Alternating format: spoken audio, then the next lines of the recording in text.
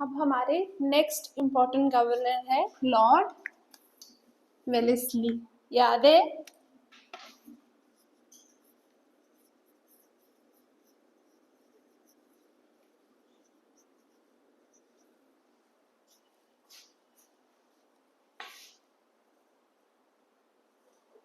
क्या इंट्रोड्यूस किया था लॉर्ड वेलेस्ली ने? Subsidiary alliance. तो पहला पॉइंट वही हो गया, इंट्रोड्यूस्ड सब्सिडरी अलायंस। फिर आप सब्सिडरी अलायंस को एक्सप्लेन कर सकते हो। क्या लिखोगे इसमें कि any ruler who signed this pact was forbidden to have any relations with any other Indian kingdom or foreign country and was not allowed to hire any other European without the company's permission. सिंपल सी definition आप ये लिखोगे। Plus a British force was stationed within his territory। वो जो चीज़ें आपने subsidiary alliance में लिखनी है उसकी बेसिक चीज़ें आपने इसमें भी लिखनी है। क्या क्या कैप्चर किया इसने? मैसूर वगैरह इसने यहाँ से कैप्चर किया था सब्सिडरी अलायंस। टीपू सुल्तान को हराने के बाद मैसूर के साथ सब्सिडरी अलायंस साइन किया था ना। और फोर्थ एंग्लो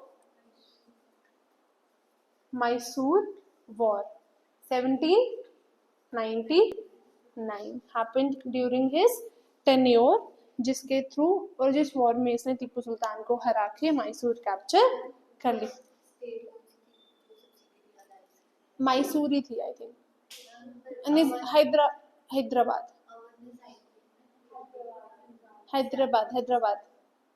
हैदराबाद थी। अभी चेक कर लेते हैं।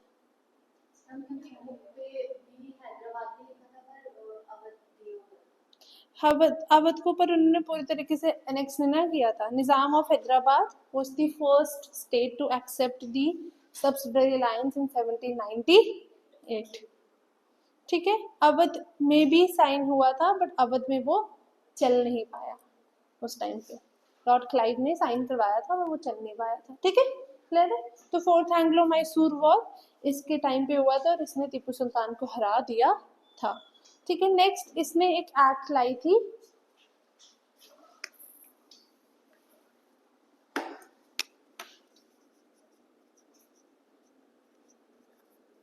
Censorship of press act in 1799। ये एक्ट बस इसने इसलिए लाई थी ताकि ये फ्रेंच को, क्योंकि उस टाइम पे फ्रेंच एनिमी थे, तो ये एक्ट फ्रेंच को रोकने के लिए लाई गई थी कि फ्रेंच ईस्ट इंडिया कंपनी के खिलाफ कुछ पब्लिश ना करे। क्योंकि अगर वो पब्लिश कर देंगे लोगों को पता चल जाएगा तो जिस तरीके से उनकी टेरिटरी इंक्रीज हो रही है तो उनको प्रॉब्लम हो सकती है। क्लियर हुआ ये वाला point, censorship act. And last point is he established fort William college eight Calcutta. इसने कलकत्ता का पहला and the most famous college fort William college बनाया था।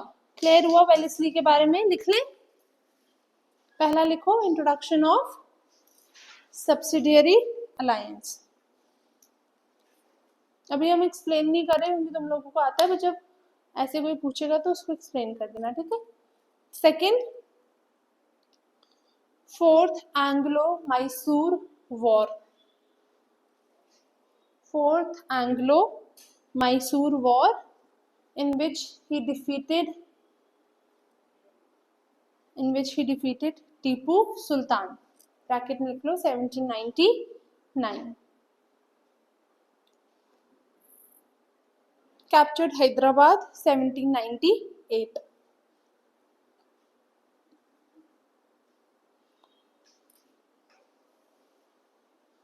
Next, censorship of press act 1799।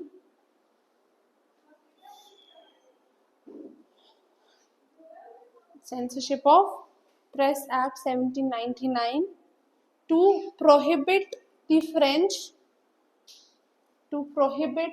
French from publishing anything against the company। To prohibit the French anything against the company। जैसे vernacular press act आई थी वो English language में publication prohibit कर रही थी, इन्होंने अभी सिर्फ फ्रेंच को प्रोहिबिट किया था, ठीक है। Last is fort established fort William college eight Calcutta, established Fort William College at Calcutta.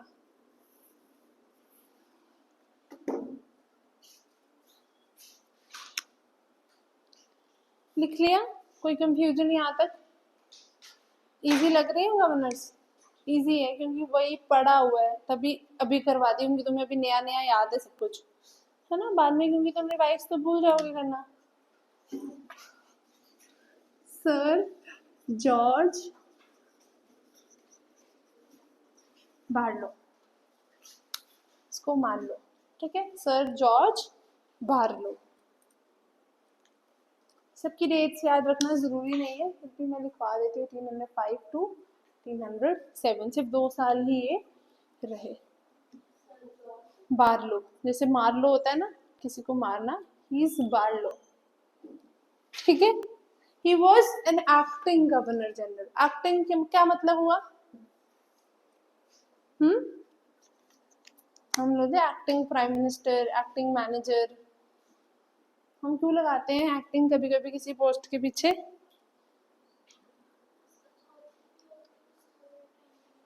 मतलब जैसे किसी ने रिजाइन कर दिया है और दूसरा बंदा ज्वाइन करने वाला है, पर उसके बीच में टाइम है, फॉर एग्जाम्पल 1-2 साल का टाइम है या 2-3 महीने का भी टाइम है, पर वो पहले वाला जा रहा है, he can not wait any more, and उसके आने में टाइम है, तो उसके बीच में जो सारा कार्यभार संभालता है उसके पीछे हम एक्टिंग लगाते हैं, ठीक है। क्लियर हुआ? So he was the acting governor general of India. लिख लो, acting governor general of India. किसका वेट हो रहा था? लॉर्ड मिंटो का, लिख लेना, until the arrival of lord Minto. तो हमसे पूछ सकता है कि वेलेस्ली और मिंटो के बीच में एक्टिंग गवर्नर जनरल कौन था? George Barlow. इसके टाइम पे एक ट्राइबल रिवॉल्ट या पीजेंट रिवॉल्ट हुआ था, जिसको हम बोलते हैं म्यूटनी ऑफ वेलोर, ठीक है, ये भी लिख लो, म्यूटनी ऑफ वेलोर एक जगह है, जब हम पीजेंट रिवॉल्ट करेंगे ना, हम उसमें देखेंगे ट्राइबल और पीजेंट रिवॉल्ट, वो VELLORE, ये इसके दौरान हुआ था।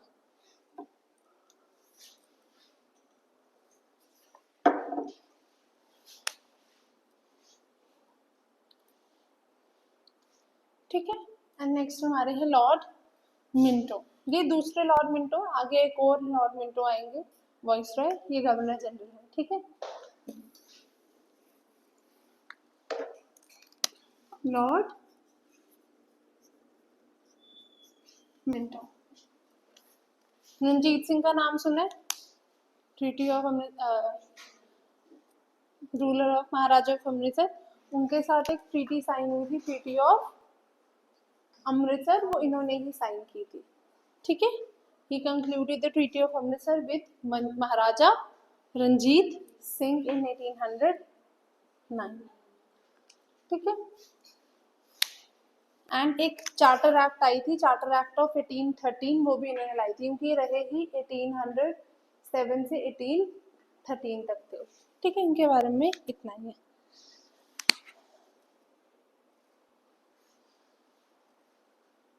समझ आया? इजी है इतना।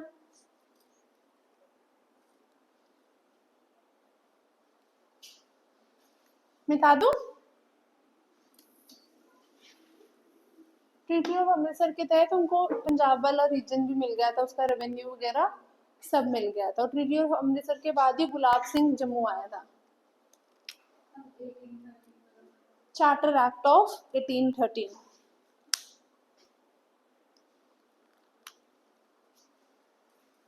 नेक्स्ट है हमारे लॉर्ड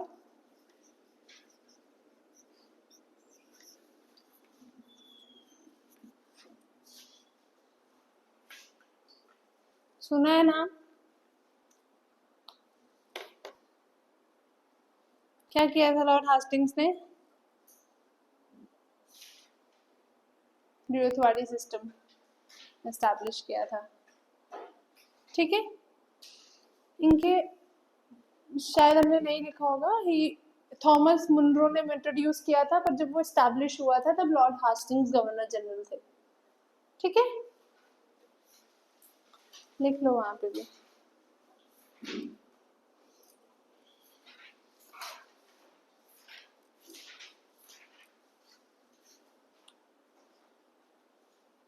तो जब रतवाड़ी और महलवाड़ी दोनों एक्चुअली जब एस्टैब्लिश हुए थे तब लॉर्ड हास्टिंग्स ही, हमने लिखा है ना 1823 में एस्टैब्लिश हुए थे ना दोनों, 1823 में, तो तब लॉर्ड हास्टिंग्स ही थे। सिंपल, अगर तुम्हें याद होगा रतवाड़ी और महलवाड़ी की डेट अच्छे से उस टाइम पे, तो तुम पहला पॉइंट आराम से बना सकते हो, establishment of Mahalwari and Ryotwari settlement system.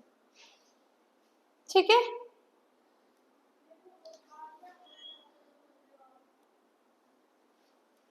जो हमारा लास्ट एंग्लो मराठा वॉर हुआ था वो इनकी टेन्योर के दौरान हुआ था, और इनके टेन्योर में ही मराठास ने ईस्ट इंडिया कंपनी के साथ सब्सिडरी अलायंस साइन किया था, and they also came under the protection of East India company. लिख लो, द लास्ट, तीन ही एंग्लो मराठा वॉर है, द थर्ड और the last Anglo Maratha war which ended with the signing of subsidiary alliance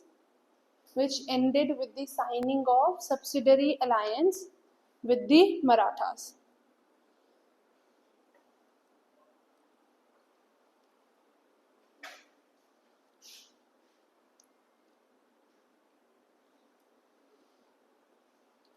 इनके बारे में एक इम्पॉर्टेंट पॉइंट ये है कि इन्होंने सिंगापुर को एनेक्स किया था।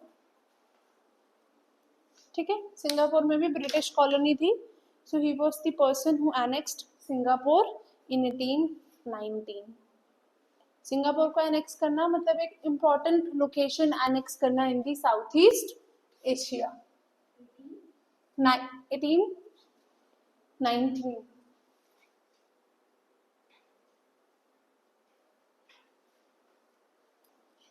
ठीक है, एंड लास्ट पॉइंट इनके बारे में ये है कि इन्होंने हिंदू कॉलेज इस्टेब्लिश किया था कलकत्ता में। ही established Hindu college in Calcutta in 1817। Governance इससे करवा रही हूँ क्योंकि बहुत सारे पॉइंटर्स हैं जो इससे निकल जाते हैं। हिंदू कॉलेज जैसे हमने नहीं देखा, अब पता चल गया तुमको। Hindu college in Calcutta in 1817। अब हमारे last governor general of Bengal है।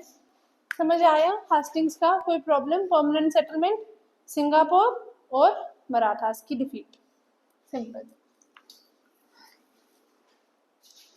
लास्ट हमारे गवर्नर जनरल ऑफ बंगाल है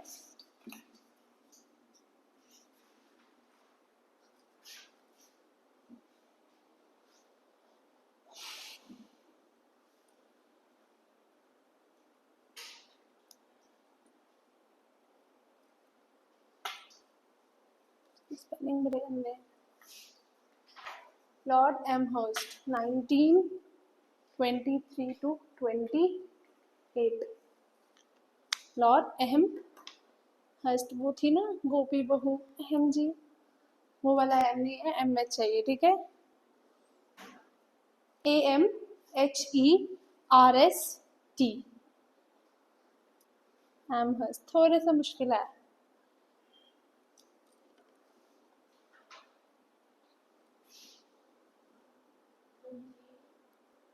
हाँ, 23 to 28।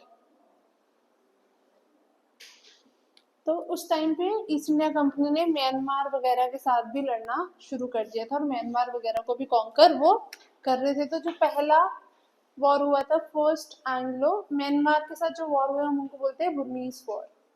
ठीक है, फर्स्ट एंग्लो बुर्मीज वॉर इनके ड्यूरेशन के दौरान हुआ था। ठीक है,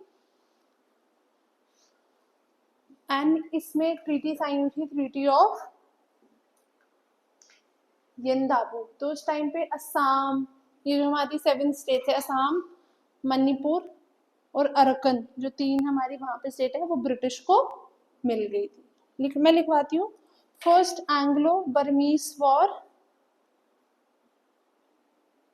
which ended with the treaty of यंदाबू।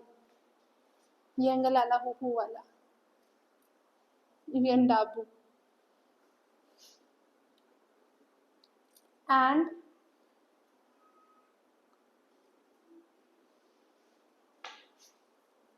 Assam, Manipur, Arakan, Assam, Manipur, Arakan were ceded to the British. Manipur and Arakan were ceded to the British. आपको बुरमा वार वगैरह करने की जरूरत नहीं है, हमने बस वही देखना था कि असम और सिक्किम वगैरह ईस्ट इंडिया कंपनी से कब मिले। ठीक है, जितने अभी हमने वॉर किए ना वही मेजर वॉर्स हैं जो आपके सिलेबस में है। ठीक है,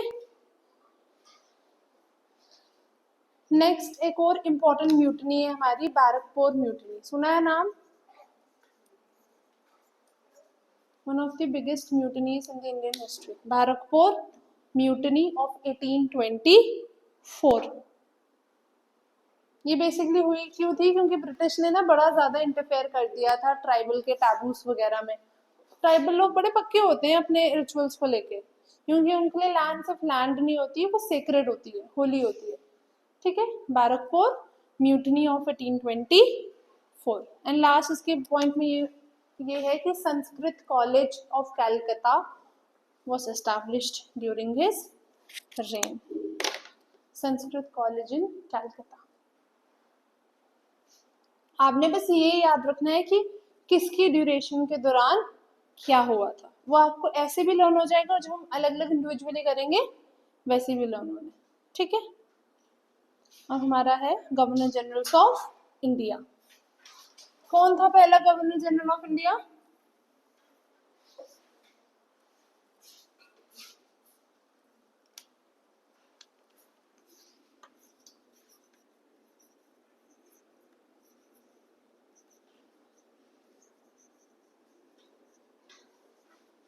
लॉर्ड विलियम बेंटिंक।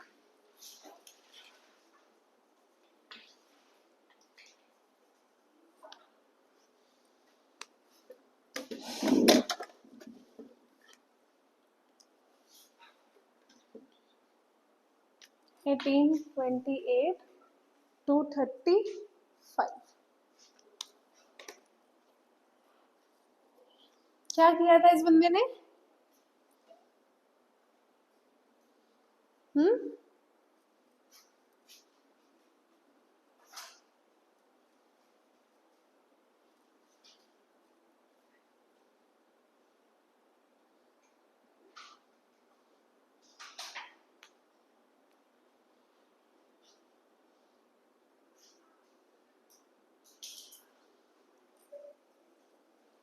क्या किया था इसने? सती की जो रेगुलेशन आई थी वो इसी ने तो लाई थी। अब तो सबको याद आएगा। पहला point, he was the first governor general of India. ठीक है,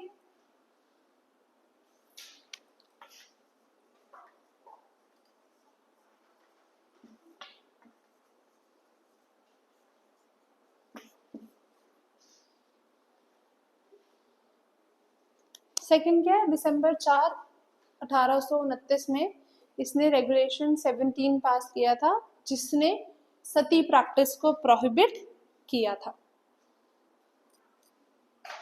regulation 17 was passed which prohibited Sati. Second, इससे पहले कोर्ट्स में ज्यादा ना रीजनल लैंग्वेजेस वगैरह यूज नहीं होती थी, तो इसने बोला कि हायर कोर्ट्स में क्या यूज, पहले हायर कोर्ट्स में पर्शियन वगैरह भी होती थी, इसने बोला हायर कोर्ट्स में यूज होगी इंग्लिश एंड लोअर कोर्ट्स में होगी रीजनल लैंग्वेजेस। लोअर कोर्ट्स में रीजनल इसलिए रखी गई बिकॉज एक कॉमन इंसान सबसे पहले लोअर कोर्ट में ही जाता है, हम सीधा हाई कोर्ट के पास नहीं चले जाते हैं। करेक्ट, हम सबसे पहले जाएंगे अपने सबसे नियर बाय कोर्ट के पास। ठीक है, लिख लो substitution of English, substitution of English for Persian in the higher court, in the higher courts, and use of regional languages in the lower courts. इसने काफी ज्यादा रिफॉर्म्स लाए, सती एबॉलिश किया, हमारी लैंग्वेज को इम्पोर्टेंस दी। ठीक है, ये लास्ट है जो थोड़ा बड़ा है, बाकी सब छोटे छोटे से हैं गवर्नर जनरल। ठीक है, एक बंदा था लॉर्ड, नाम सुना मैकली का?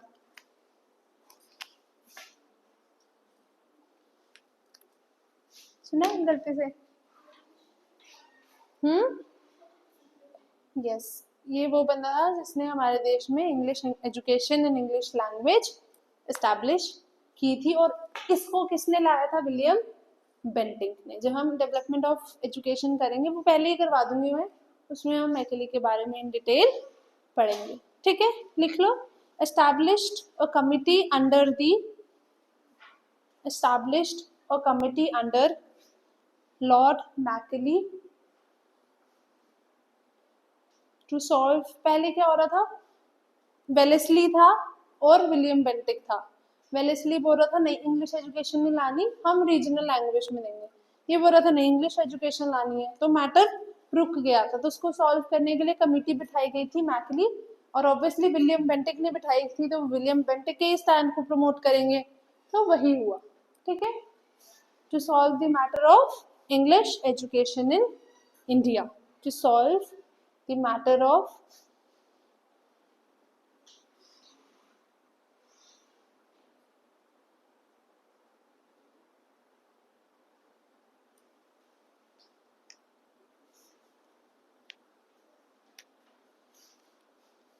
ठीक है।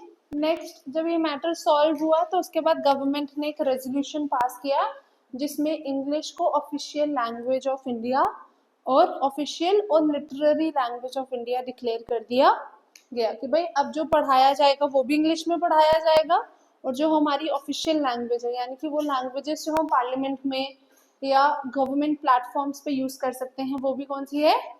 English.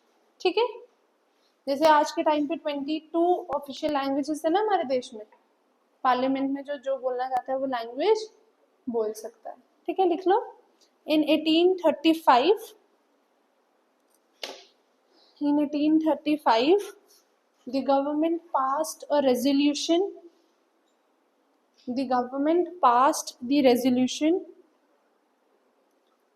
making English the official In 1835, the government passed a resolution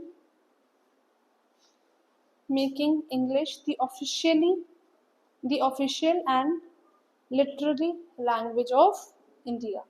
Making English the official and literary language of India.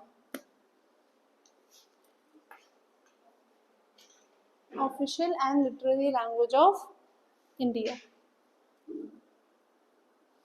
और इन द सेम ईयर इसने कलकत्ता मेडिकल कॉलेज भी एस्टैब्लिश किया था, जिससे किसने ग्रेजुएशन की थी?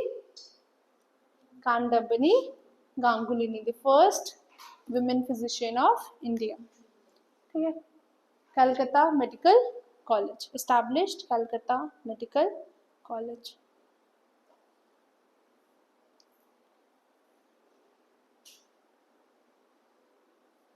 नेक्स्ट, इसने एक और मेजर लाया था, सप्रेशन ऑफ ठग्स। ठग क्या होते हैं? चोर भी होते हैं, ठग भी होते हैं। ठग क्या होते हैं? ठग बेसिकली फैमिली ऑफ रॉबर होता है ना, जैसे वो 52 चोर होता है, इंडिविजुअल भी होता है। ठग ज्यादातर ग्रुप में घूमते हैं, अराउंड 50 to 100 पीपल, और वो कमर्शियल गैंग्स की तरह घूमते हैं, लोगों को रॉब करते हैं।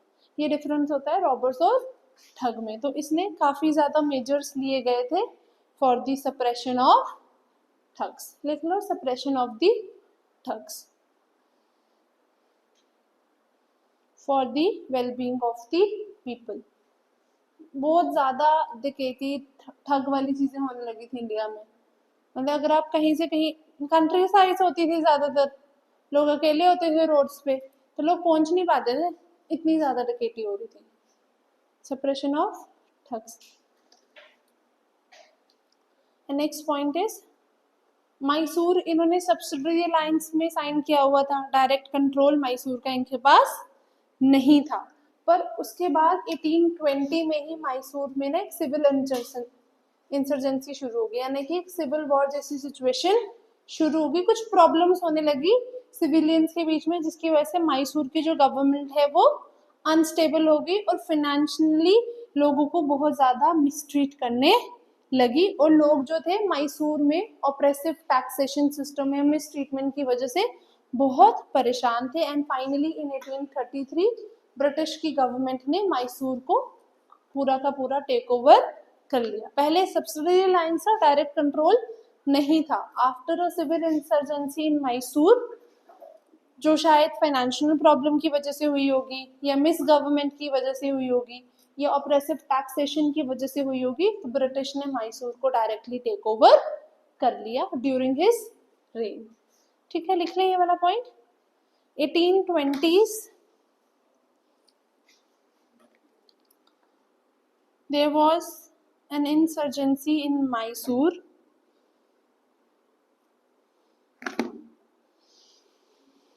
due to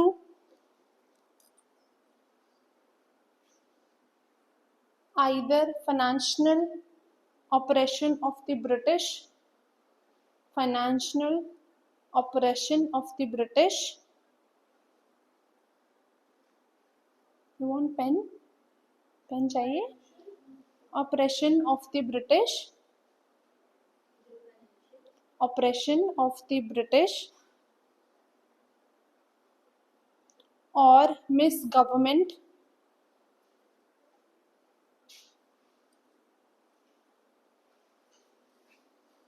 or oppressive taxation by the Maharaja, or the oppressive taxation by the Maharaja.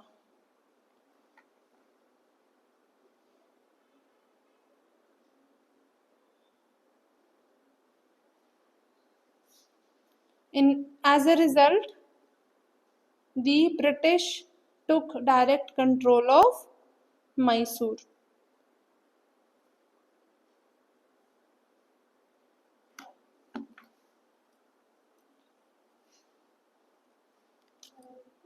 Control of Mysore. Kaur का नाम सुने? जगह है कर्नाटका में। अच्छे तुक्के मारती है ये ना, आंध्रा फिर Tamil Nadu. Korg is very famous for its waterfalls, beautiful scenery, landscapes and mountains. आज के टाइम पे एक बहुत इंपॉर्टेंट टूरिस्ट डेस्टिनेशन बन चुकी है। ठीक है, तो उस टाइम पे कॉर्ग में प्रिंसली स्टेट थी और ईस्ट इंडिया कंपनी ने इन 1834 उस राजा को हरा के कॉर्ग को भी कॉन्कर कर लिया था।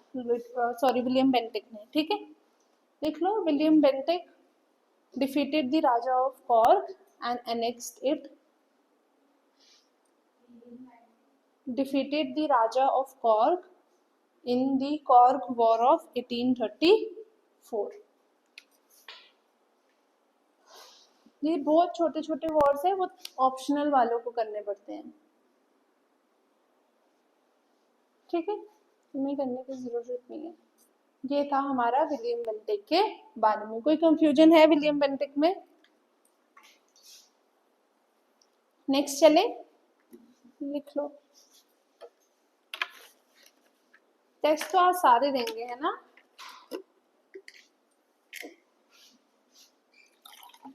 और तुम, अगर तुमने आज छोटा छोटा लिखा तो मेरी नजर खराब हुई। ऐसे नहीं, अपने लिए नहीं बोल रही, तुम्हारे लिए बोल रही, थोड़ा बड़ा लिखा करो।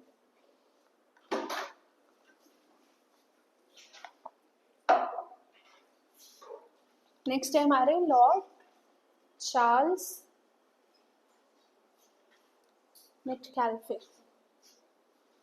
ये सिर्फ 1 साल तक रहे थे। ये इसलिए फेमस है क्योंकि इनको प्रेस का लिबरेटर कहा गया है। जैसे ब्रिटिश गवर्नमेंट में हर गवर्नर जनरल प्रेस पे प्रोहिबिशंस और रिस्ट्रिक्शंस लगा रहा था ना, he was the person who wanted to liberate the Indian press, और इन्होंने इसके लिए एक एक्ट पास की, मेटकैल्फे रेगुलेशन एक्ट जिसके तहत इन्होंने जितने भी प्रेस पे रिस्ट्रिक्शंस थी वो हटा दी, इसलिए इनको liberator of the Indian press भी बोला जाता है। इनके बारे में इतना ही लिख लो। Passed the Metcalfe regulation act, passed the Metcalfe Regulation Act, removing the restrictions on the press. Removing the restrictions on the press.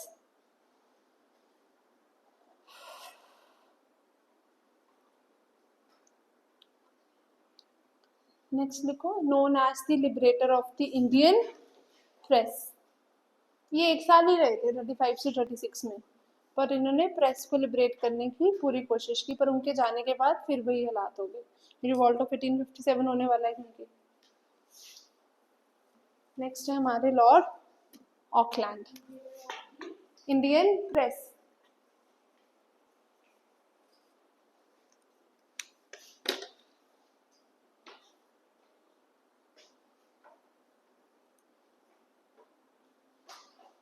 ठीक है, ये एक ऐसा गवर्नर जनरल था जो इंडिया में नेटिव स्कूल्स को और कमर्शियल इंडस्ट्री को ऑकलैंड, AUCKLAND, बहुत अच्छे एक्सप्रेशन देते हैं, ऑकलैंड। ये एक ऐसा गवर्नर जनरल था जिसने हमेशा इंडिया में नेटिव स्कूल्स को और कमर्शियल इंडस्ट्री को इम्प्रूव करने के लिए स्टेप्स उठाए हैं। तो लिख लो, dedicated to the improvement of native schools and expansion of commercial industry in India. Schools मतलब इंडिया के अपने schools and commercial industry of India. और हमारे last governor general of India हैं, यस, लॉर्ड कैनिंग। अभी हम उनके बारे में सिर्फ वही करेंगे जो as a governor general of India उन्होंने की है। तो वो गवर्नर जनरल ऑफ इंडिया सिर्फ 1856 से 57 तक ही रहे हैं। एक साल तक वो गवर्नर जनरल ऑफ इंडिया थे, बाद में वो बन जाते हैं वाइसरॉय। तो during his tenure as the governor general of India उन्होंने क्या क्या किया? उन्होंने एक ही चीज की थी, कलकत्ता, मद्रास और बॉम्बे में उन्होंने यूनिवर्सिटीज एस्टैब्लिश की थी। एंड सेकंड आ जाएगा रिवॉल्ट ऑफ 1857 टुक प्लेस। लिख लो, established 3 universities, one each at Calcutta, Madras and Bombay in 1857.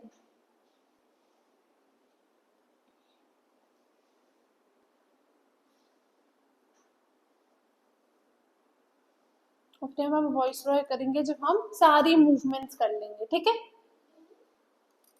Calcutta, Madras and Bombay in 1857। Last point आएगा, रिवॉल्ट ऑफ 1857 टुक प्लेस। ये हो गया तुम्हारा governor generals of India. Clear? कोई डाउट है किसी भी गवर्नर जनरल में? इजी है, मुश्किल नहीं है, बस वो कुछ भी पूछ सकता है, ठीक है। आगे करें, क्या रह गया मुझसे पूछ लो। 1856 to 57 as governor general of India, ठीक है।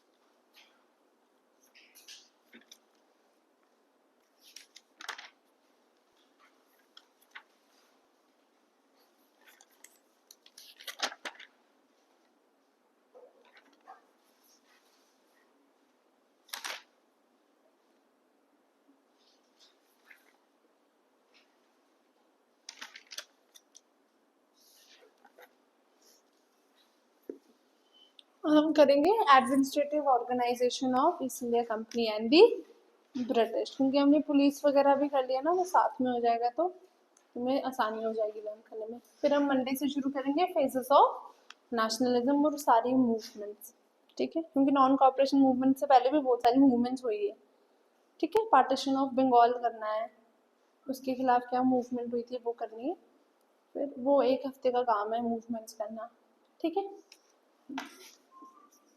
Administrative organization of East India Company and the British. Heading डालो एडमिनिस्ट्रेटिव ऑर्गेनाइजेशन ऑफ, ये कम ही आता है पर थोड़ा थोड़ा तुम्हें पता होना चाहिए, ठीक है। ईस्ट इंडिया कंपनी हमारे देश में बहुत साल रूल करती रही, ब्रिटिश ने भी काफी साल किया, तो सिर्फ मिलिट्री के बेसिस पे तो नहीं किया होगा, उन्होंने अगर टेरिटरीज एक्वायर की है तो उन टेरिटरीज के लिए उनको एक प्रॉपर एडमिनिस्ट्रेटिव सिस्टम चाहिए। तो एडमिनिस्ट्रेशन के 3 फंडामेंटल्स होते हैं।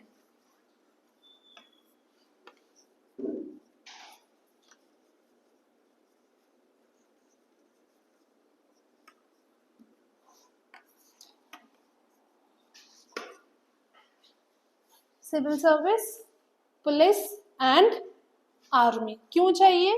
लॉ एंड ऑर्डर मेंटेन करने के लिए और ब्रिटिश के स्मूथर पेनिट्रेशन के लिए ऑफ द गुड्स। अगर ब्रिटिश के हाथ में एडमिनिस्ट्रेशन होगा तो उनके गुड्स भी आसानी से विद इन द इंडिया आराम से ट्रैवल या पेनिट्रेट कर पाएंगे। ये बना लो फ्लो चार्ट।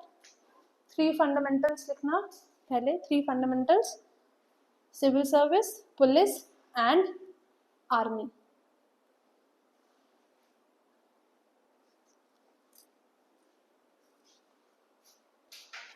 फिर ऐसे डाल के लिखो, फॉर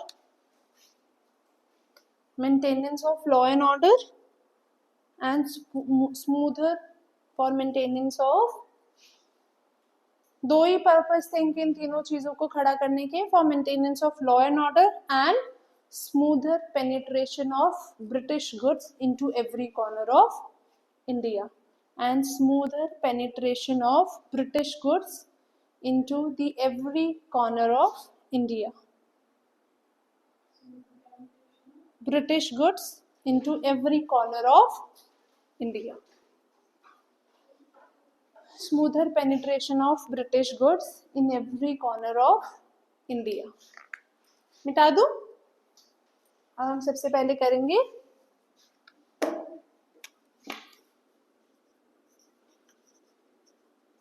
सिविल सर्विस। किसने इंट्रोड्यूस की थी?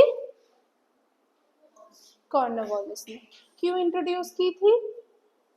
ताकि बहुत ज्यादा ना एक पॉइंट पे अगर सिस्टम सेडेंटरी हो जाए ना एक जैसा तो वो करप्टिव हो जाता है। आज के टाइम में ट्रांसफर होती है ना 4-5 साल बाद, ताकि कोई ज्यादा करप्टिव या अथॉरिटेटिव ना हो जाए। तो कॉर्नवालिस का भी सिविल सर्विसेज इंट्रोड्यूस करने का यही मोटो था कि वो एडमिनिस्ट्रेशन को प्यूरिफाई कर रहा जाता था इलीगल और करप्ट प्रैक्टिसेस से जो कंपनी ऑफिशियल्स ने करना शुरू कर दी। सेकेंड, इसने private trade, company officials private trade भी कर रहे थे, कंपनी को तो नुकसान होगा ना।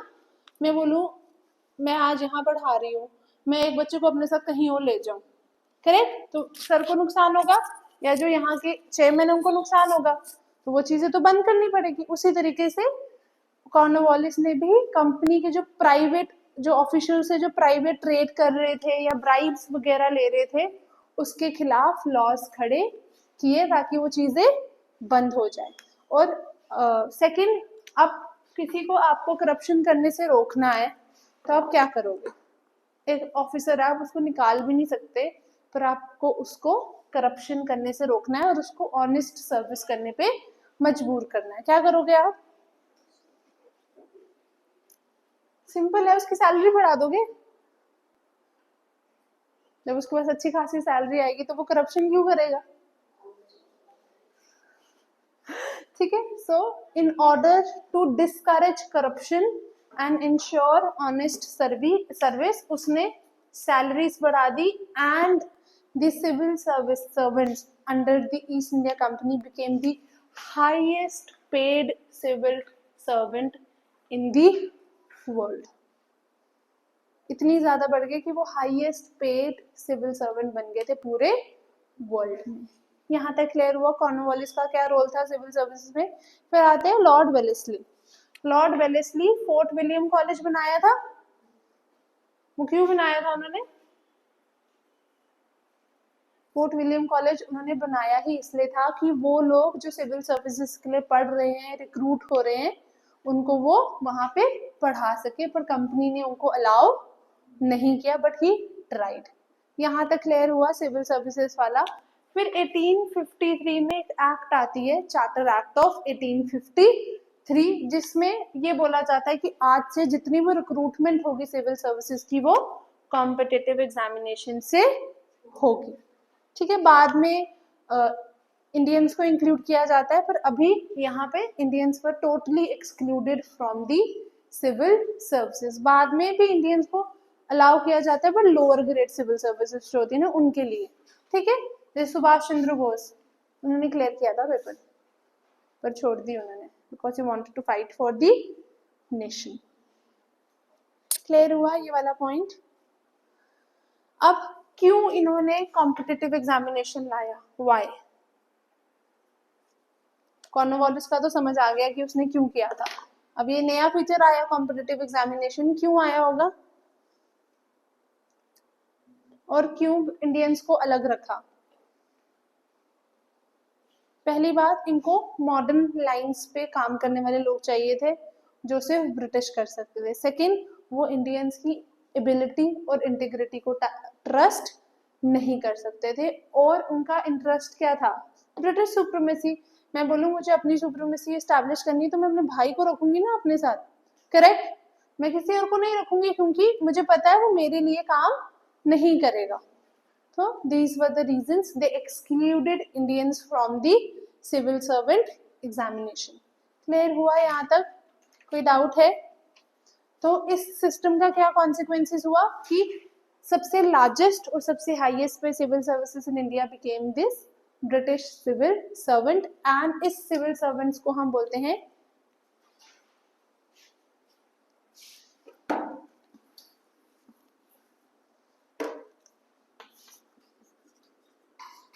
Steel frame of British against the national movement. किसी को आप इतना पैसा दे रहे हो तो वो हर बुरे टाइम में आपको सपोर्ट करेगा, तो वही हुआ। The civil servants acted as a steel frame. Steel तोड़ना मुश्किल होता है, तो इन्होंने भी वही किया। क्लियर हुआ? पक्की बात है। ये था आपका सिविल सर्विस। लिख लें, देखो सिविल सर्विस हेडिंग डालो।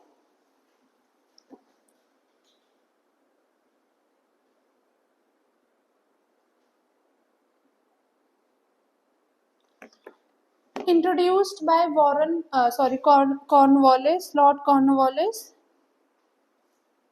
Introduced by Lord Cornwallis in order to purify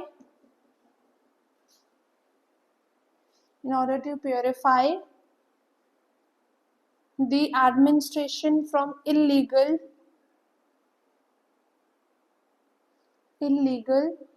and corrupt practices of the company officials. Illegal and corrupt practices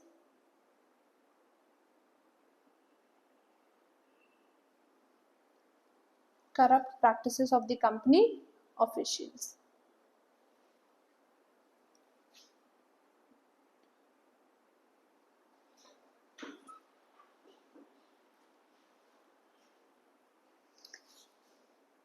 Next point, he established laws against private trade.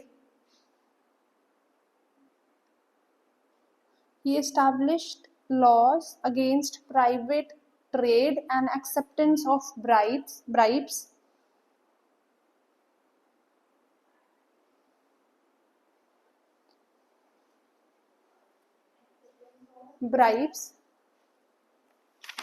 by the company officials.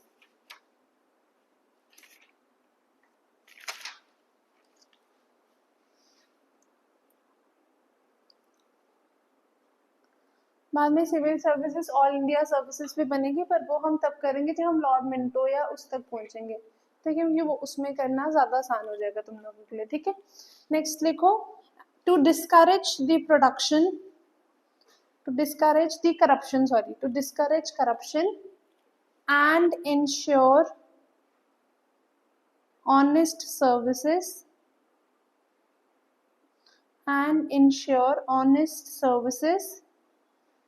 he increased the salary of the civil servants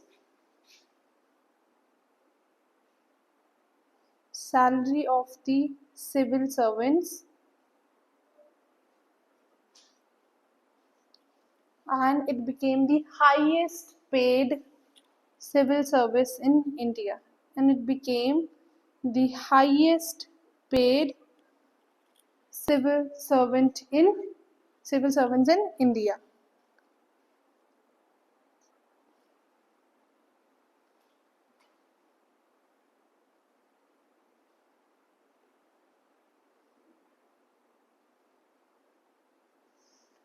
ठीक है, next लिखो,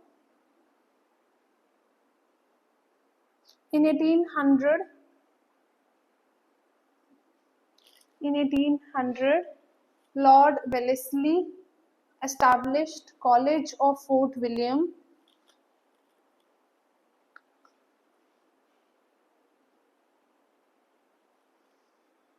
for imparting education for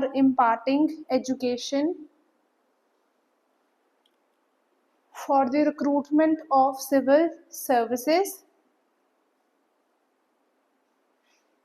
but however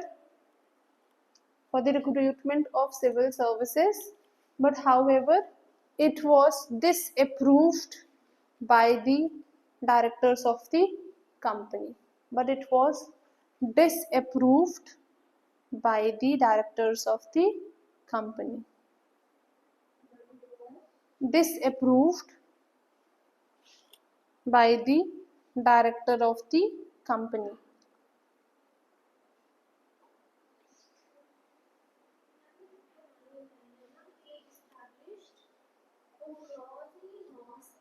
कहाँ पे? Loss yes.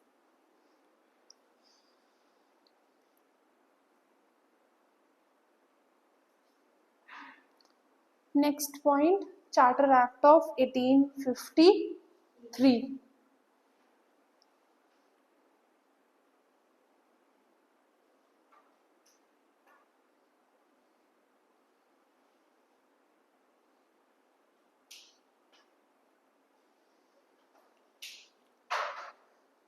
देखा, it provided that the recruitment of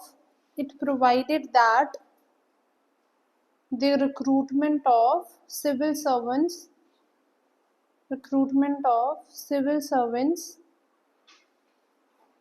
to be done through competitive examination.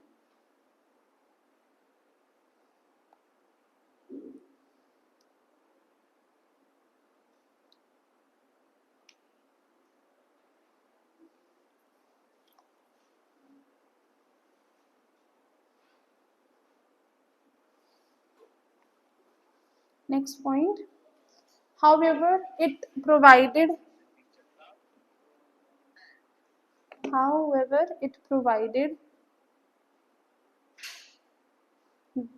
for the complete exclusion of the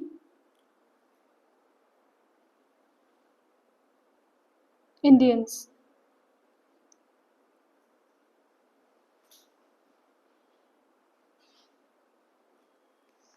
Next point, why were Indians excluded? Why were Indians excluded? पहला point लिख लिया ना यहाँ पे, British administration ran on modern lines. administration ran on modern lines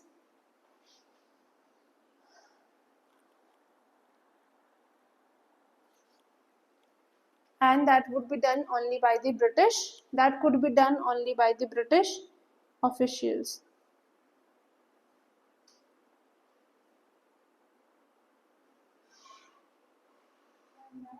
Could be done only by the British officials.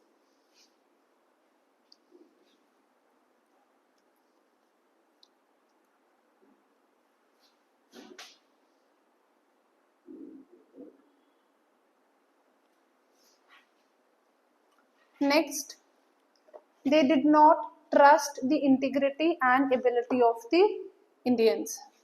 They did not trust the integrity and the ability of the Indians.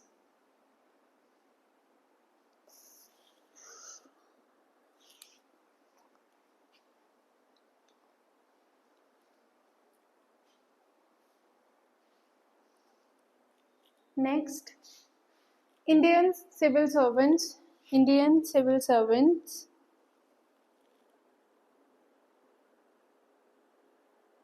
could not fulfill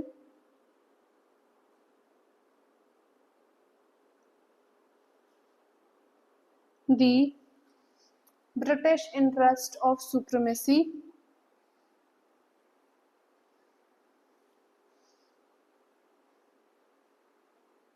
all over the world, over India.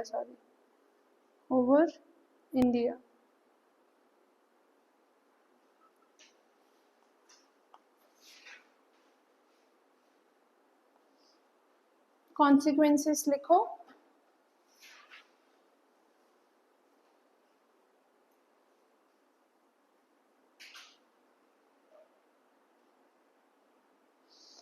पहला, largest in highest pay, formation of largest, लिखना formation of largest and highest paid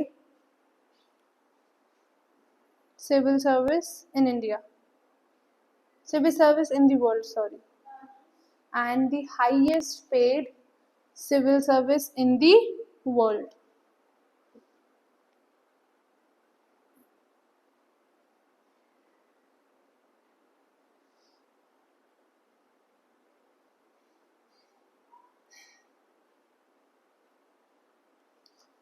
Last point, known as the steel throne of British, known as the steel throne of the British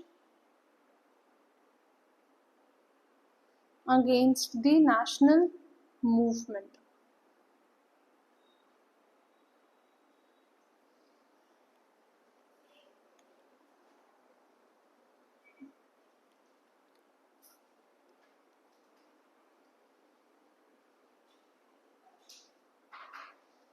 ठीक है, एक और last point लिख लो. Indian civil services में यहाँ पे भी 3 तरीके की सर्विसेज होती थी. Indian administrative service, Indian police service and Indian forest service. ठीक है, इंडियन सिविल ही बोलते हैं इसको, सॉरी यहाँ पे सिविल ही है. ठीक है,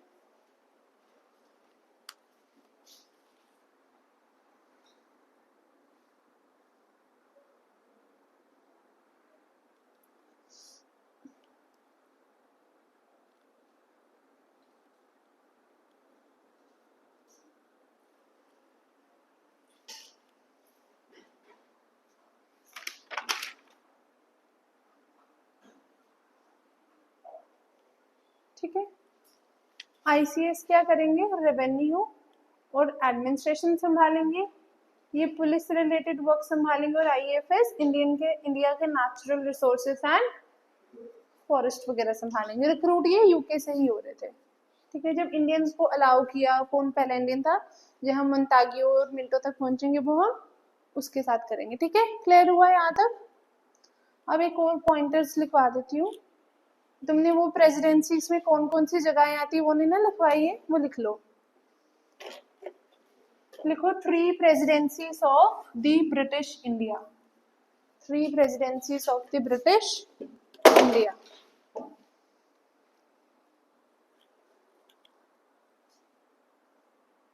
पहले लिखो Bombay presidency,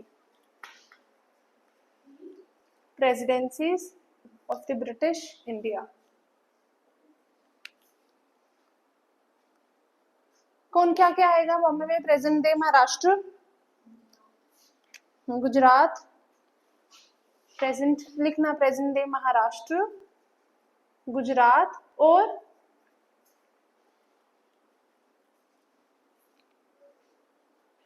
some parts of Madhya Pradesh and Karnataka.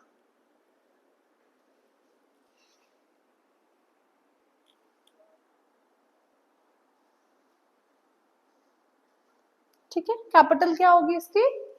Bombay, Mumbai, जिसको हम आज मुंबई बोलते हैं। ठीक है, नेक्स्ट हमारी है बंगाल प्रेसिडेंसी।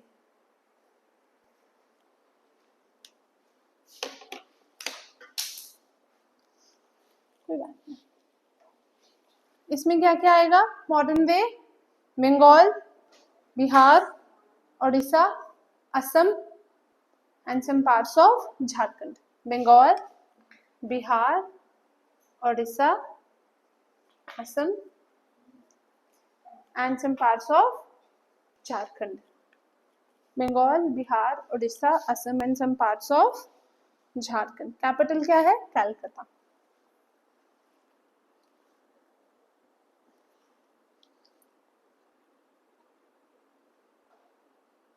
और प्रिंसली स्टेट्स को वो कैसे रूल कर रहे थे? आइदर थ्रू सब्सिडरी अलायंस और डॉक्ट्रिन ऑफ लैप्स। ठीक है, लास्ट हमारी है मद्रास। मद्रास में कौन कौन सी जगह आएगी? Tamil Nadu, Kerala, Tamil Nadu, Kerala, Andhra Pradesh and some parts of Karnataka. Capital क्या होगा? मद्रास, जिसको अब हम क्या बोलते हैं? चेन्नई।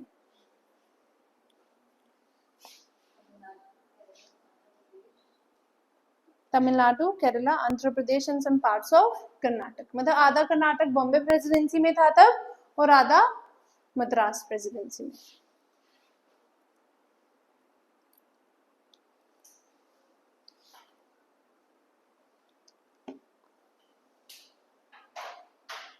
नेक्स्ट पॉइंट लिखो इसके साथ, मतलब इसी के सब हेडिंग में, other important provinces, other important provinces under British rule were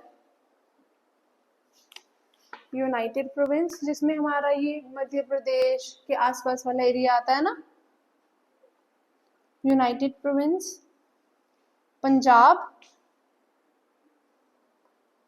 another important provinces include United Province, Punjab and Central Province.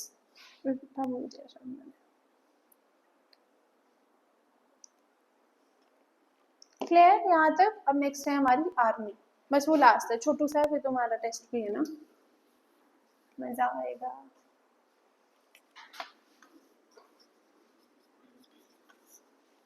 Army, army क्यों चाहिए? दो पर्पस है, इंडिया को कॉन्कर करने के लिए। सेकंड क्या रीजन होगा? To obviously safeguard their territory from either foreign invaders or the national uprisings। ठीक है, आर्मी थी तभी तो वो रिवॉल्ट को कंट्रोल कर पाए। तो दो पर्पस है आर्मी के, कॉन्क्वेस्ट ऑफ इंडिया एंड उनकी जो उन्होंने कॉन्कर कर लिया है, जहां जहां पे उन्होंने सुप्रीमेसी एस्टैब्लिश कर ली है, उन जगहों को प्रोटेक्ट करना from any kind of foreign invaders या नेशनल अपराइजिंग। क्लियर हुआ? अब यहाँ पे आर्मी में ये फर्क था कि मेजॉरिटी आर्मी में इंडियन सोल्जर्स होते थे। क्यों होते होंगे इंडियन सोल्जर्स?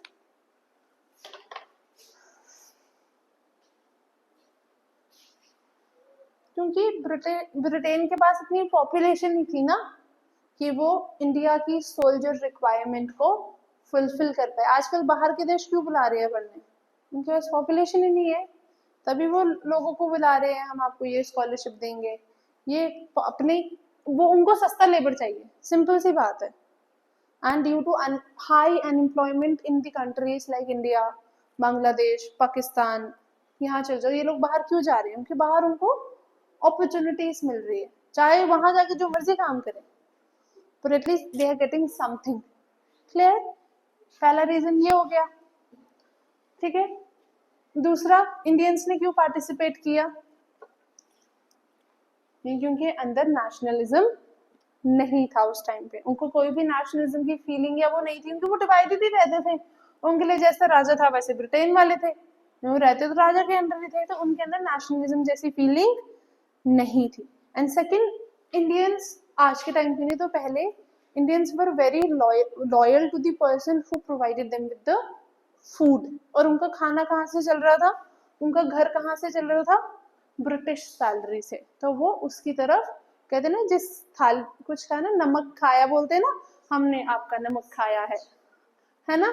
तो इंडियन सोल्जर्स ने यही मानते थे कि हम जो खा रहे हैं, हमारी जो फैमिली चल रही है वो ब्रिटिश इसकी वजह से चल रही है, तो हम उनकी तरफ लॉयल रहेंगे। एंड थर्डली, ब्रिटिश उनको राजा और नवाब से ज्यादा सैलरीज देते थे। पर इंडियन सोल्जर्स भर्ती तो किए जाते थे, पर उनको हायर पोस्ट नहीं देते थे। जो हाईएस्ट पोस्ट थी वो थी एक सूबेदार की। आज के टाइम में सबसे कम पोस्ट है ना, पुलिस में कौन सी है? सपाटा हो गया, इधर कौन सा हो गया? सूबेदार। और उनकी सैलरी थी 300 रुपीज पर मंथ। पर उस टाइम पे ये 300 रुपीज भी उनके लिए बहुत है थी। ब्रिटिश के हिसाब से ये लोएस्ट सैलरी थी, पर उनके लिए ये सैलरी हायर थी then the provided by the rajas और महाराजा। क्लियर हुआ? पक्की बात है। पर आर्मी जो थी वो कंट्रोल ब्रिटिश ऑफिशियल्स ही करते थे। क्लियर हुआ? लिख ले, तुम्हारा टेस्ट भेज देती हूँ। लिखो आर्मी पर्पस, लिखो to conquest India, to conquest India,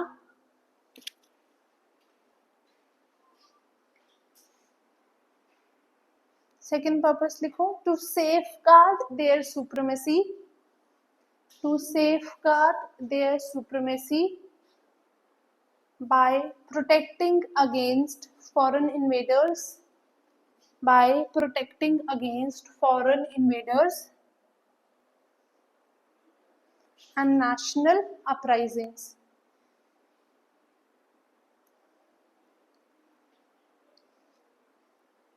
Next point लिखो, British Army British Army consisted of Indian soldiers in majority,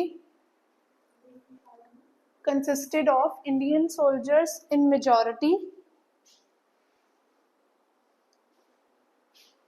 with the highest post,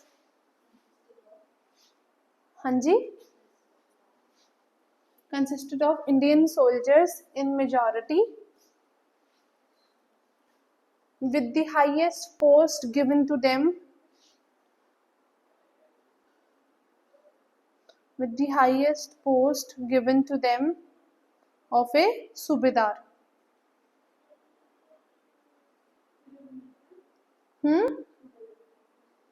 Of a subedar, SUBEDAR.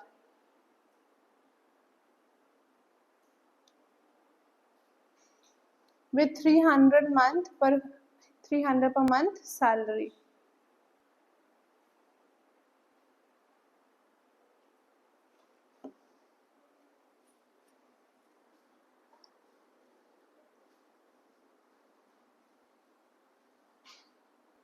Next point देखो, the army was however controlled by the British officials. Army was however controlled by the British officials and British troops were kept to keep control over Indian soldiers. अब control भी तो रखना है ना. And British troops were kept to keep control over the Indian soldiers.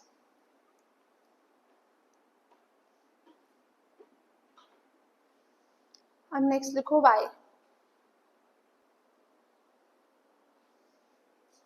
पहला point क्या आएगा? Less population in Britain,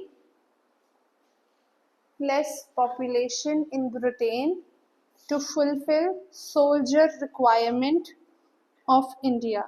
To fulfill soldier requirement of India.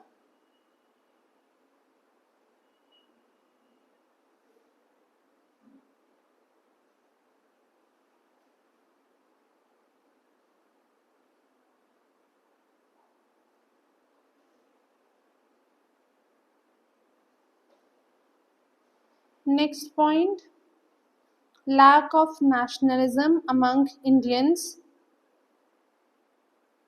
Lack of nationalism among Indians.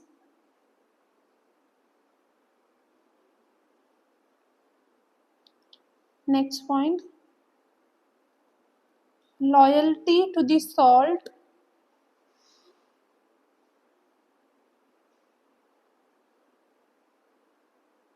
Loyalty to the salt, as the English provided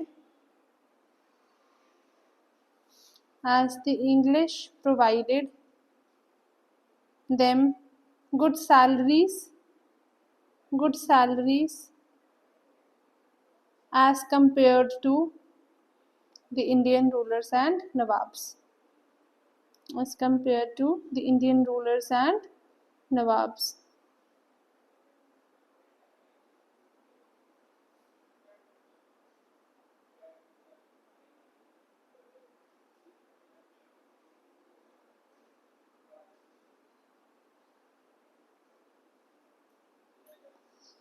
ठीक है, अब कल हम Monday को हम करेंगे पुलिस, वो थोड़ा लेंथी, और जुडिशरी, साथ में हम नेशनलिज्म शुरू कर देंगे। ठीक है, ये तुम्हारा चैप्टर वाइज चल रही हो मैं। ठीक है, बुक्स पढ़ना शुरू कर दो साथ में, और अब तुम्हारे